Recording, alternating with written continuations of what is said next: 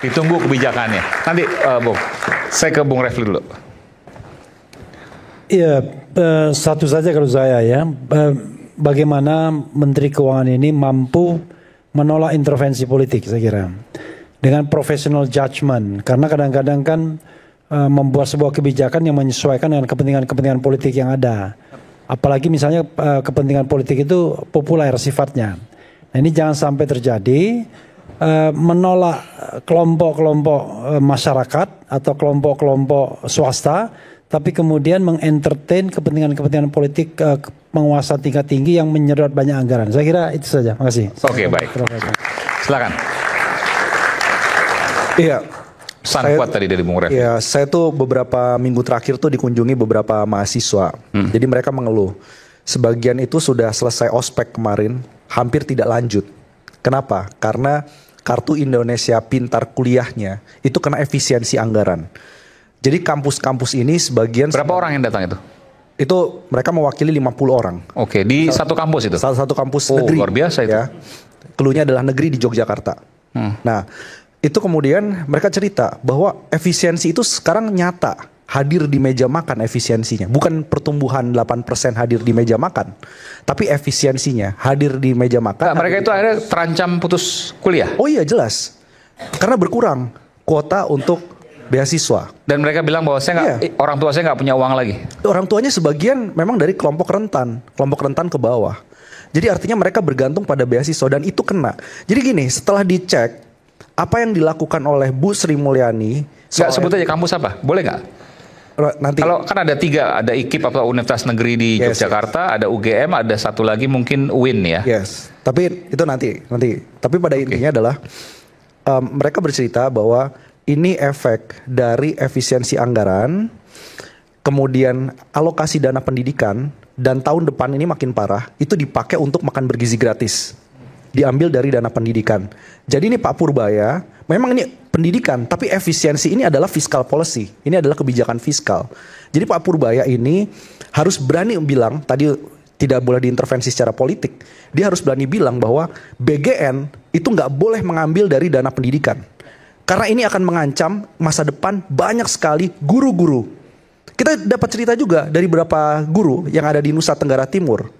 Itu akhirnya tidak mampu membeli bensin untuk ke sekolah. Itu karena efek dari efisiensi dalam anggaran pendidikan. Jadi ini efeknya sudah terasa. Nah jadi kalau tahun depan anggaran pendidikan kita keluarkan makan bergizi gratis dari anggaran pendidikan, itu turun tajam anggaran pendidikan. Itu nggak 20% lagi dari APBN.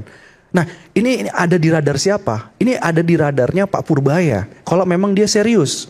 Kalau kita lihat so far, efisiensi dari Bu Sri Mulyani kemudian ke Purbaya itu nggak ada bedanya. Jadi seolah ada defisit yang diperlebar karena fiskalnya agresif. Enggak. Jadi kalau saya ngelihat Pak Purbaya itu masih dalam bukan bayang-bayang. School of thought-nya itu masih sayap kanan. Jadi diagramnya kanan. Tapi diagram kanan yang berbeda dengan Bu Sri Mulyani, dia fiskal disiplin, ini agak sedikit longgar, tapi efisiensi atau austerity program, nggak berubah. Penghematannya nggak berubah. Okay. Dan satu lagi, Pak Purbaya kenapa nggak berani bilang bahwa efisiensi anggaran ini salah satunya memberikan ruang untuk anggaran pertahanan keamanan dan ketertiban. Itu kan tidak tersentuh efisiensi, kan nggak fair.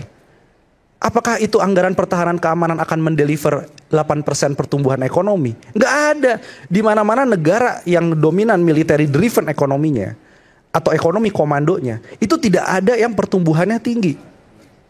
Nah jadi hal-hal yang begini yang harusnya Pak Purbaya itu berani. Kalau dia memang tidak. Jadi menurut Anda 8% itu mustahil kalau dalam kondisi pembagian anggaran yang seperti saat ini? Iya. Kenapa? Karena dengan mustahil ya? Mustahil. Okay. Untuk 8% kita butuh SDM. Nah sekarang kualitas SDM-nya terancam turun karena alokasi pendidikan buat MBG. Kemudian pemerintah daerah. Pati yang terjadi pada 2025 ini, Prahara Agustus, itu efek dari apa? Efisiensi anggaran.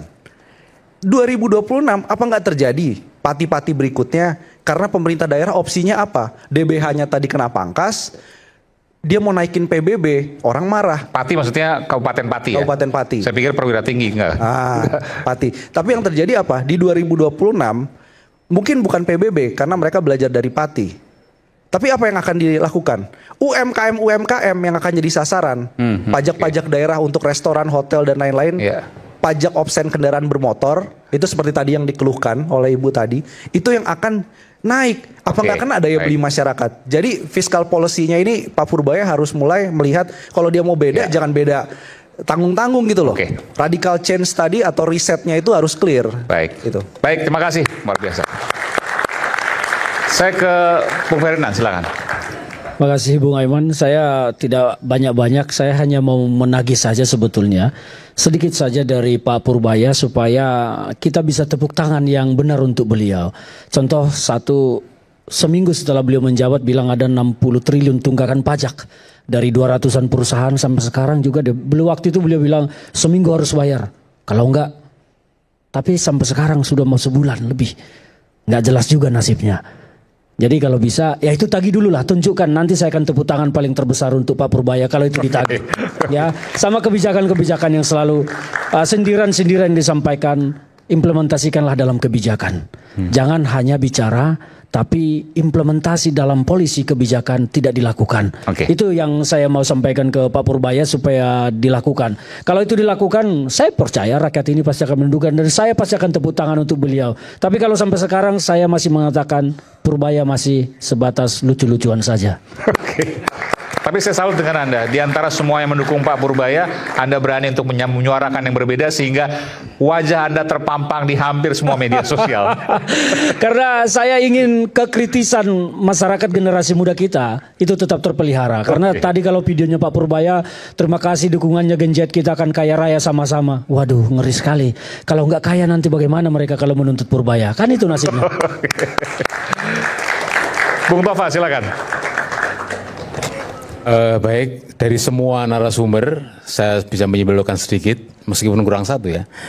Rata-rata banyak harapan ya, berharap kepada Pak Purbaya untuk memperbaiki keadaan, untuk mengubah yang dari kebiasaan ataupun stereotip Kementerian Keuangan yang lama maupun pejabat lain yang kita tahu menjadi lebih baik. Setidaknya ini harapan-harapan yang saya dengar tadi. Yang kedua, ini kembali ke soal gaya. Ini meskipun sederhana, tapi ini penting. Saya nggak ingin lagi mendengar misalkan ada menteri senior mengatakan saya harap kalian membayar pajak. Kalau nggak membayar pajak akan saya persulit hidup kalian. Oh, ini ngeri sekali. Jadi maksudnya diksi-diksi atau gaya seperti ini mungkin harus segera dihapus dan digantikan dengan gaya kegenzetan Pak Purbaya. Di media sosial beliau sudah menjadi harapan banyak orang dan ini tolong betul-betul dijaga. Semua orang bisa mengawali dengan baik, semua orang bisa mengawali dengan jelek, tapi Pak Purbaya bisa mengawali dengan baik. Setidaknya masyarakat mulai suka dari awal dan kalau dalam agama saya ada hadis innamal a'malu bikhawatim. Sebenarnya bukan awal yang dinilai, tapi akhirnya. Jadi kita jangan baru 100 hari kita sudah mencaci maki dia, wah ini hanya gaya-gayaan aja. Belum. Karena amalan atau kerjaan suatu karya itu dinilai di akhirnya. Kalau awalnya baik belum tentu akhirnya baik. Awalnya buruk mungkin awalnya jadi lebih buruk. Tapi beliau berhasil mengawali dengan baik, disukai banyak orang. Setidaknya tidak kontroversi itu ada ya karena memang biasa namanya barang baru. Ini barang baru pasti kontroversi. Tapi saya yakin kontroversi beliau kontroversi positif. Artinya ya, semoga seperti ini ditiru oleh pejabat lain karena dia berani mengkritik sesama pejabat di kementerian, itu belum pernah ada. Biasanya pejabat lama itu bahasanya seragam, yes man, nah, tapi beliau ini insya Allah menjadi ya the right man on right place. Jadi memang betul pejabat yang baik. Terima kasih. Baik. Terakhir Bung Boyamin, silakan. Satu challenge untuk masyarakat, saya minta untuk daftar koperasi Merah Putih, koperasi desa. Kalau nggak warga desa nggak bisa dong. Sistem online bisa. Enggak, tapi kan harus di warga justru desa itu kelihatan. Kalau kan di Jakarta nggak ada desa. Oh, ada desa di Pulauan Seribu. Ini ternyata ada barusannya teman saya minta challenge itu. Ya dia daftar online, dia sendiri ternyata ya, anggotanya. Jadi kalau di daftar online, cuma satu orang. Iya, anggotanya satu orang. Di mana desa itu? Desa atau kabupatennya mungkin. Ada Pucungnya, desa Pucung. Ya. Ya, itu hanya satu orang. Bagaimana uang 3 miliar mau digontor-gontorkan kalau anggotanya satu orang, itu pun karena challenge gitu loh. Berarti yang lain nggak ada anggotanya gitu loh. Justru itu yang pertama. Kedua, kepala desa ini rata-rata berakhir jabatannya setahun 2 tahun ke depan. Dia nggak mau berkelahi dengan masyarakatnya yang jualan ini itu dan takut tidak terpilih. Maka ya nggak ada yang di Jawa loh ya, itu koperasi ini rata-rata nggak jalan di desa-desa karena kepala desanya nggak mau berkelahi dengan rakyatnya yang jualan telur dan jualan lain-lain itu. Jadi ini saya hanya peduli bahwa duit ini jangan mubazir dan karena euforia politik seakan-akan ini untuk rakyat tapi sebenarnya malah merugikan negara banyak gitu. Itu yang challenge-nya aja. Terus kaitannya dengan ini tugas-tugas Pak Purbaya, Kortek yang kemarin bermasalah harus diurusi. Kalau korupsi ya dibongkar aja. Gitu loh. Terus kedua, ada kemarin minyak goreng langka mahal itu kan ada istilah pusat logistik berikat. Yang harusnya itu dari CPO menjadi setengah minyak goreng, ada fungsi ekonomi, tapi ternyata digelontorkan aja. Dijual keluar utuh CPO aja. Iya, ini betul. juga PR diberesin. Iya. Terus cukai tadi yang tahun 2011-2015 itu ada bahkan temuan BPK-nya yang saya akan serahkan nanti, itu yang kemarin.